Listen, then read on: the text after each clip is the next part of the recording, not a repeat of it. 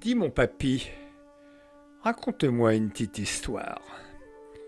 Ceci n'est pas un tract électoral, ma chérie, pour aller voter dimanche prochain.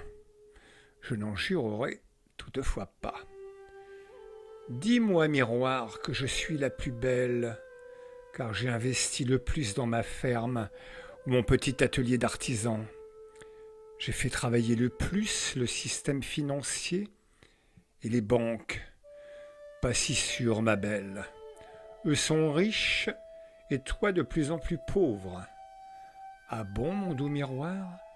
Mais que se passe-t-il? Analysons un compte d'exploitation et comprenons un instant que l'augmentation indéfinie ou irrationnelle de l'investissement, poumon du système capitaliste libéral, a trouvé lui aussi son maton au même titre que les salaires de misère. C'est la course à l'échalote, plus simplement à la productivité et à la croissance. Le plus beau scénario est celui de l'exploitation agricole où quand le patron se rend esclave et inversement. Compréhensible par tous, vous allez voir. Le compte d'une exploitation n'est autre que la différence entre les recettes, ses ventes et les dépenses, ce que cela coûte dès l'instant où je me lève le matin, je prends un café, j'allume la lumière, j'use mes bottes en caoutchouc, mon bleu de chauffe, j'allume la lumière de la grange et je nourris les bêtes. Mais, je signale, je n'ai pas encore pris mon petit déjeuner. En ces dépenses, je peux avoir des sous-sous que je dois rembourser à la banque tous les mois. Les emprunts pour le tracteur, la treilleuse électrique et autres. La banque ne me demande pas si j'ai gagné assez pour la payer, ou si j'ai assez de sous pour me payer moi-même mon casse-croûte et la scolarité des gamins. Ce n'est pas son souci. Je suis indépendant, je suis mon propre patron et je gère. Je traite directement, comme disait Coluche. Et oui, et c'est là qu'un premier caillou dans la botte en caoutchouc du paysan fait très mal. Si j'achète de trop belles machines, que la banque me prête trop d'argent et que par conséquent la banque devient très riche et moi très pauvre, tout le monde s'en fout en économie de marché. Je suis coincé par le prix de la production que je vends soit à la coopérative, soit à la grande surface du coin, soit même au marché du village, directement au consommateur. Mon prix de vente n'est pas flexible, encore moins extensible. C'est même souvent l'inverse. Même si ma tomate brille plus que celle des Gaston et Henriette, ou si mes radis ont quand même une autre gueule que ceux de la Ginette, la Parisienne qui vient faire son marché du week-end connaît le prix du kilo chez Carrefour ou chez Leclerc.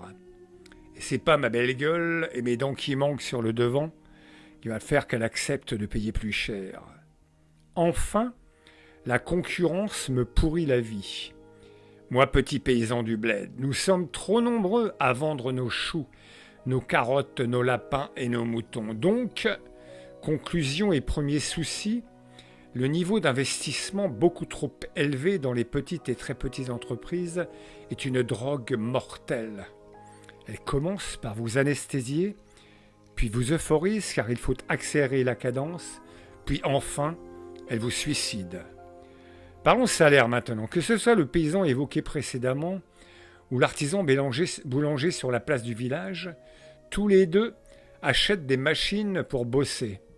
L'un, ce sera peut-être un tracteur ou la moissonneuse-batteuse et l'autre, un fournil ou un pétrin. Ces machines coûtent cher, très cher. Vous n'allez tout de même pas pétrir avec vos bras. On n'est plus au Moyen-Âge tout de même. Sauf que votre banqueroute pour la banque n'est pas un souci majeur.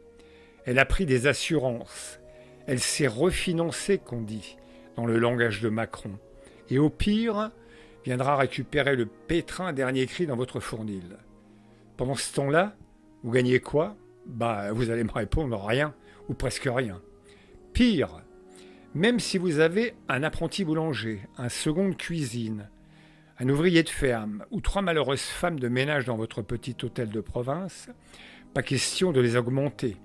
Ils sont déjà payés au SMIG, vous rien, ou presque, et vous êtes au taquet pour rembourser la banque.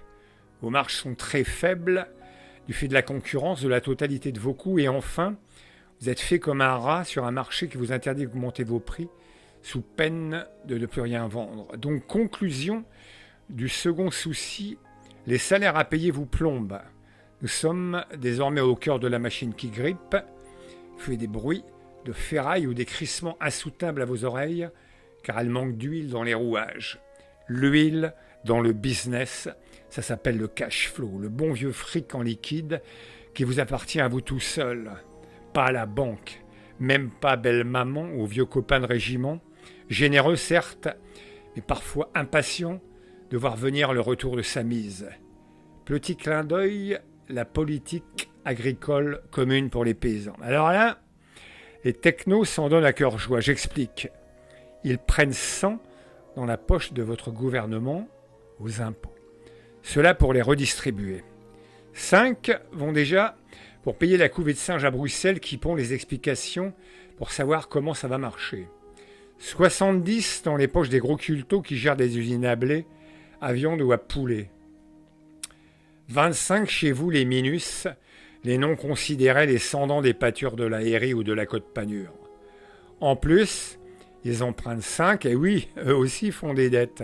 Mais c'est pas grave, car ce sont vos petits-enfants qui paieront. Ils doivent servir ces 5 à vous encourager à décroître, à ne plus être paysans.